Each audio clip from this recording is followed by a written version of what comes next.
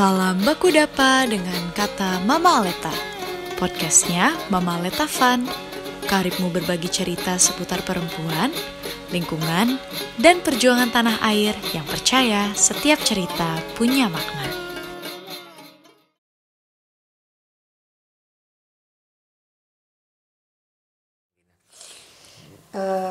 Sahabat kata Mama Aleta, saya lupa menyampaikan kenapa saya memanggilnya Bisentori gitu ya, kepada kawan saya Pantoro Kuswardono ini.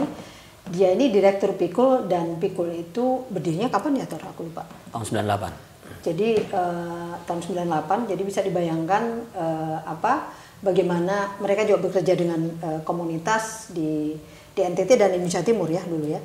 Sehingga kalau tadi menjelaskan dalam konteks apa yang dihadapi oleh perempuan, contoh-contohnya bisa disampaikan dengan kebayang gitu, bisa dibayangkan kalau nelayan misalnya, perempuan tidak punya status sebagai nelayan, maka akan kesulitan mengakses apa yang disediakan oleh program-program pemerintah misalnya. Nah, Tori ini pendiri Mama Aleta Fun. Nah, Mama Aleta Fun ini kan mendukung perempuan-perempuan ya, untuk kalau pernyataannya itu kan mempertahankan tanah begitu. Selain tantangan tadi yang itu juga dilihat oleh Mama Aleta Fun, sebenarnya tantangan apa yang juga dihadapi oleh, kalau tadi perempuan, organisasi seperti Mama Aleta Fun ini yang dia ingin mensupport perempuan gitu, karena ternyata begitu mendapatkan perempuan-perempuan yang ingin didukung itu bukan perkara mudah sebenarnya gitu. Karena mereka kadang tidak dilihat sebagai pemimpin, dan mereka juga tidak tahu misalnya kemana bisa mendapat dukungan misalnya. Nah, ini sebetulnya terkait juga dengan itu tadi ya, dengan proses-proses menyejarah ya. Kalau misalnya kita lihat beberapa hal lucu yang sering kita temukan kan adalah begini. Perempuan sangat peduli dengan air. Jadi kalau air nggak ada gitu, kita di Pulau Semau misalnya, air nggak ada, itu perempuan protes tuh, wah ini air susah apa. Tapi ketika bicara bagaimana caranya kita melindungi air, itu mereka akan bilang, oh itu kan domainnya bapak-bapak gitu. Itu menarik juga. Artinya ada apa? Ada sebuah proses menyejarah tadi, bahwa peta mental dari perempuan itu diciptakan, peta mentalnya itu Jadi nggak cuma statusnya, tapi juga peta mentalnya terhadap alam itu dibikin kecil. Di banyak tempat tuh dibikin kecil dia, sehingga kemudian walaupun misalnya bukan tanahnya dia, tanah suaminya, tanah keluarganya, tapi dia kemudian kepedulian terhadap itunya tuh, mereka peduli, tetapi kemudian seperti tidak punya kemampuan, tidak dibiarkan untuk percaya diri untuk bisa mengurus sesuatu yang lebih besar. Atau walaupun tidak semua, tapi bukannya selalu melekat dengan mereka sebutan bahwa mereka membutuhkan air.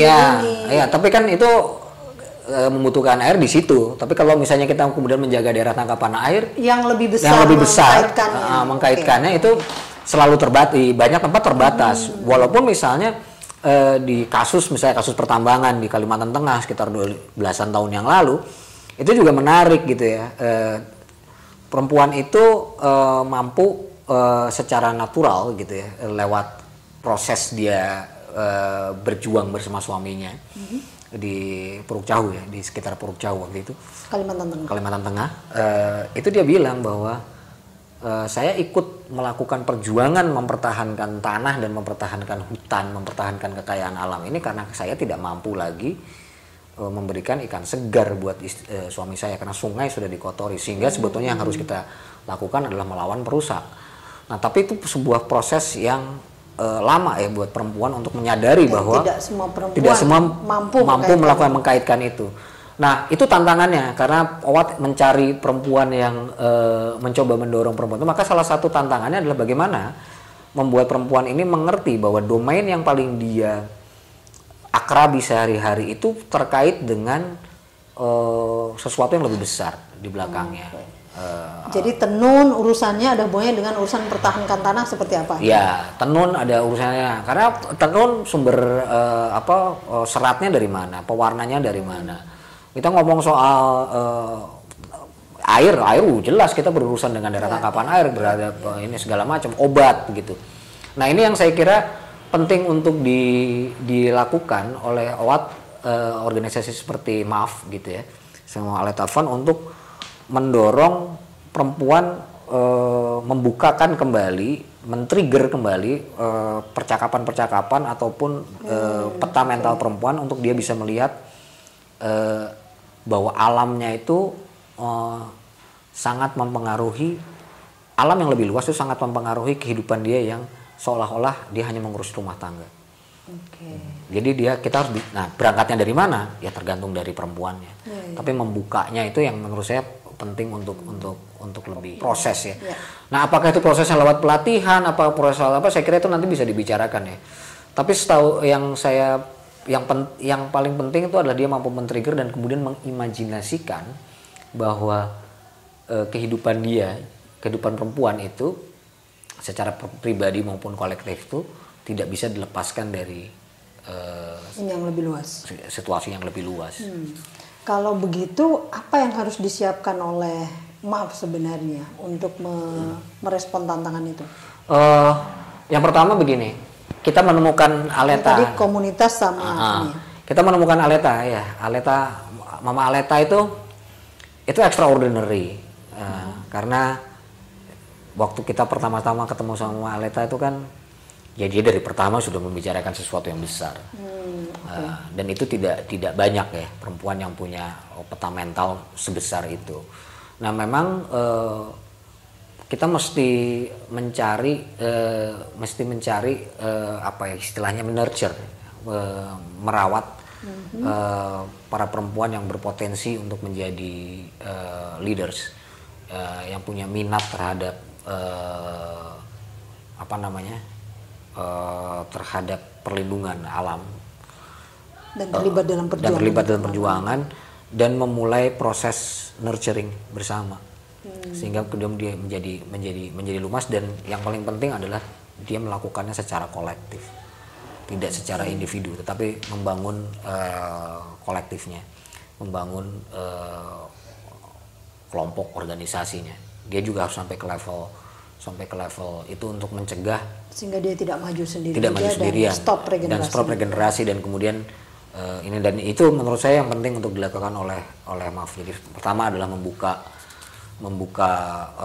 men-trigger perempuan calon-calon atau local leaders perempuan ini, di nurture, dia membuka wawasannya lewat pengalaman yang personal sampai kemudian yang politis ya, yang terkait juga dengan ekologi, dan kemudian mendorong mereka untuk membantu memfasilitasi mereka mengorganisir diri menjadi sesuatu yang lebih luas gitu, kemampuan kolektifnya gitu. Jadi dia memang tidak hanya menemukan terus menguatkan si perempuan, tapi bagaimana dia membantu mengkaitkan atau meneruskan perempuan itu sebagai sebuah perjuangan kolektif. Sebuah perjuangan kolektif. Artinya sebenarnya dia tidak memikirkannya tidak saja support buat perempuan, tapi bagaimana support ini kemudian justru ngebangun proses di sekitarnya itu. Iya, proses di sekitarnya itu yang paling penting, karena di dunia yang seperti sekarang gitu, di dunia yang kata Yura Yunita tipu-tipu ini, itu kayaknya kita tidak bisa lagi bekerja dengan penokohan dan orang ini ya, karena kekuatan perusakan itu udah kolektif dia, sehingga kalau misalkan kita mau mencegah merusaknya aja kolektif, concerted gitu istilahnya, concerted and collective action, maka kita mau nggak mau juga harus dengan cerdas kita membuatnya sebagai collective and concerted action juga, sehingga membangun leadership perempuan itu bukan membangun individu perempuannya, tapi adalah membangun kemampuan untuk melakukan pengorganisasian, melakukan kerja-kerja kolektif. Jadi kata kuncinya, sahabat kata Mama Aletta, adalah satu, mendukung perjuangan perempuan untuk membangun perjuangan atau perlawanan yang kolektif. Terima kasih atas cerita yang menginspirasi saya rasa untuk urusan bagaimana perempuan ke depan, kawan-kawan sahabat Kata Mama Aleta. Terima kasih, sampai bertemu pada episode Kata Mama Aleta berikutnya. Terima kasih.